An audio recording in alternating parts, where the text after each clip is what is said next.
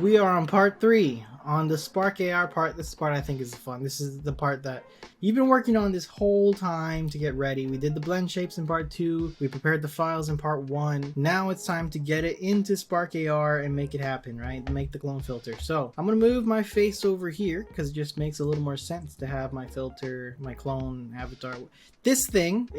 not in the way of what's going on. So this is Spark AR. We'll go over some controls real quick. So this is your scene. You can zoom around. If you right click, this is how you look around. This is just a character that plays by default. You can change this character by clicking show video library. You can turn on your camera if you want to see yourself and test yourself in here, or you can pick a pre-made one. We'll use this as a character simulation model. If you want to test what it looks like in different modes, this is the back camera, this is the front camera, how that mode switches up in your scene, and the rotation. So I like to actually work in this mode. I think it's just easier to see. And then when I want to test it, I'll just switch it into the regular phone standing mode. That's this navigation points here, how all this part works. The only other things you really need to know is the pause button. Pauses the character, because you might notice like, hey, can you stop moving so much, right? And then boom, you just pause it. And we have the scene and assets. That's pretty much it. This is where our files are going to be. This is where all the scene files are, or what's being used actively. And this is the view. So how do we begin? We begin by adding a face tracker. So we're going to go into the scene area, hit this plus button, and click on face tracker. That's it. Hit insert, and now we have a face tracker in the scene. What does that do for us? Well, you're about to see. So we need to get the exported GLB file that we made in our blend shapes video, the last video, minus card Spark AR clone 2. I'm just going to drop this in here in my assets area, and I'm going to click the down arrow so this all comes out like this. I'm going to delete all of these materials. If yours didn't come with materials, that's awesome, good for you. If it did, just delete them. So I'm just going to click and hit the delete key. So I have no assets in here. You actually don't need this either. I'm gonna delete that too. Now we just have this little cube where it says Spark AR Clone 2. And this is what we want. We're in the right place. We're gonna take this cube and we're gonna drag and drop it under the face tracker. So on top of the face tracker, we'll put it underneath it. And automatically, our clone model is tracking the face of the model. Crazy, right? That's it. It's that easy. If you set it up properly. If you need to do some adjustments, what I'll recommend is we pause it. Maybe pause it in a better angle. And then I'm going to also move this one to the side, kind of like here, so I can kind of see. And then maybe I get a face that's not so close. We'll hit play real quick. Let me wait for this character to look a certain way. Yeah, like that's good. You see how like far away it is from the character? If you're using your own camera by clicking on this and clicking on your own camera. So we want to move the Spark AR Clone 2 model closer to the actual head, right? And we can do that by adjusting these position values here or moving these arrows. So you can see if I just kind of put it like here, it's a little bit closer to the head, and you can see how it changed it over here in this Z axis here. So now if I press play again, it should be a little better. Just a little better. But it's also like not covering the head all the way. You see that? How it's like you can see the character's hair behind it. So we can make some adjustments there by adjusting the scale. So let's say we just make the scale 1.1, 1.1, 1.1. And I'm going through them by just hitting tab. So 1.1 tab, 1.1 tab, right? And now it kind of covers the head a little better. So this might be what I use. This might be good. So I'm going to just continue from here. Because I think that covers the head decently well by just pushing it back a little bit and going 1.1 on the scale, and we should be good to go. So now we can add some textures to the model. Okay, so I'm gonna go back to the default one because I like this one for whatever reason. And we're gonna add some textures. So we need textures first to add the textures, right? So inside of your files, when we were going through all the files, if you might have noticed, for example, like what's something we could use? Halo. The Halo, in all your artifact files, they're like this. There'll be the name of the file, and then it'll be like texture over here. So this texture one is what we need. So we just want the one that has the D, maybe the N and the R, depending on size. So I'll grab the Angel Halo D, N, and R, and I did that by holding Control and left clicking on each of them, and just drag them down here. So to say textures, now I have Halo, N, R, and D. And now we're going to let them load real quick because they're being compressed, which is a good thing. They're making them smaller for us in file size.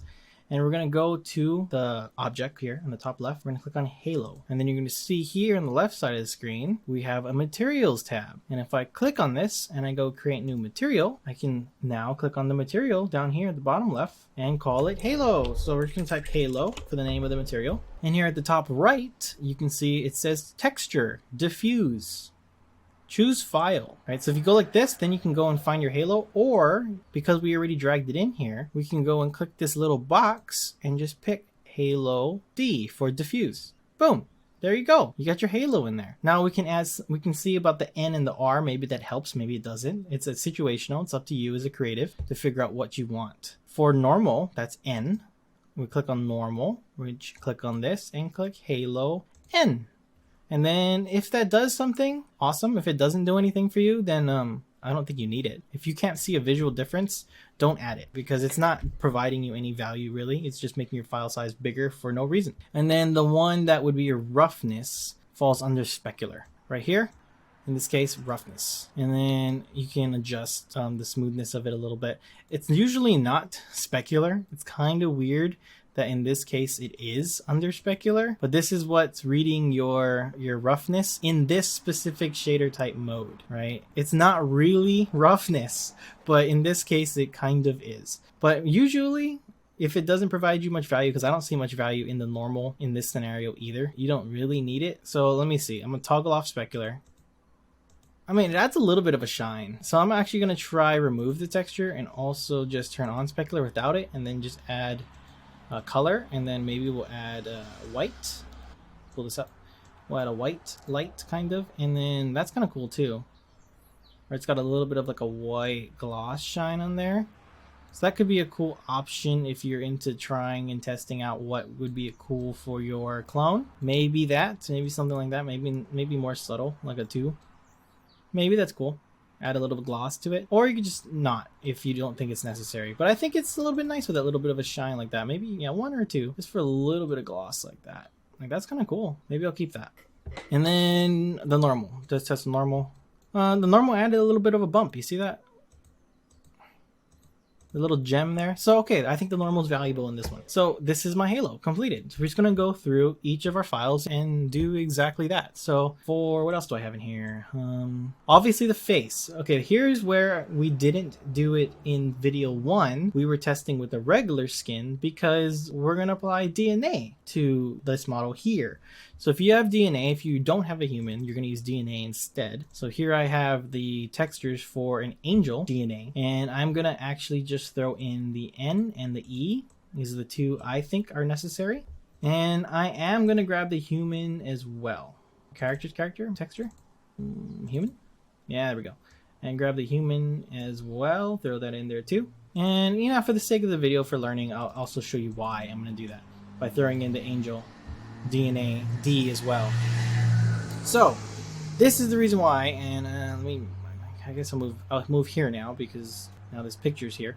Okay, so if I click on the head, first grab the head object, then go over here to the right, go and click on it and go new material, then go to the bottom left and we'll name this head, right? Head. Boom. If I put on the diffuse to be human M light, it looks like a human, right? That's good. Looks like a human. But if I choose angel D, it looks a little different, right? It's a little bit of a lighter shade. So if you're okay with this, you want this, use it. It's the one that was designed for this. But I kind of like the human light skin a little bit more, so I'm going to go with the human M light a little more. I like that it's a little bit brighter. And then I'm going to kind of fuse this. So I'm going to use normal and set this as the angel normal. So I have the angel classic lines going on the face, right? Then I'm going to hit emission, and I'm going to set this to Angel E. And then I'm going to go color for that emission and set it to white and hit OK. And now I have the angel white lines. If you wanted to do kind of like an angel-esque with the yellow, you could go yellow. Or you can go like a whitish yellow, I guess. How would we do that? Kind of like down here, right? So it's like yellow, but it's got white, you know what I mean? A little bit like that. So maybe you want that. Or if you want pure white, just go pure white. Whatever you want for your specific clone, you can adjust it. That's the ability and the power you have, right? Building it yourself from scratch. Now, let's keep going. We'll do the hair. We'll get the hair out of the way. So I'm gonna go new material, just like the rest of them. Go over here. We'll call this hair. Boom, hair.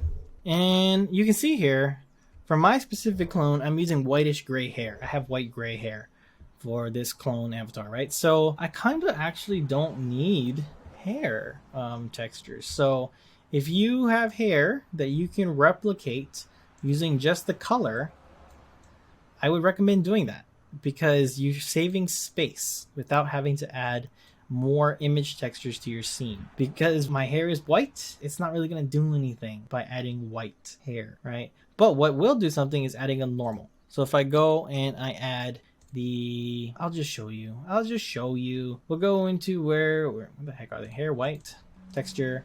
I'll just grab the D, the N, and that's it. I'll throw that in here.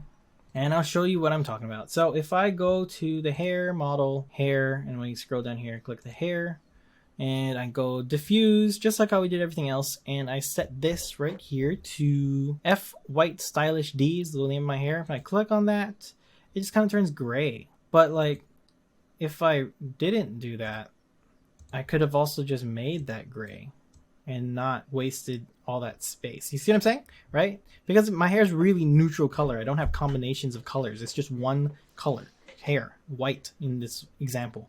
So if you have more complicated hair, you need the texture. But if you have really basic colored hair, like just brown or just black, you don't need the texture. You can save the space, right? Instead, we're going to use the normal and apply the normal of the hair. So F white stylish N for normal. And that adds a little bit of that brush strokey texture to our character, even though I'm not using a color, a diffuse, right? So I'm saving space here and I'm still applying the normal so it looks like the hair of my character.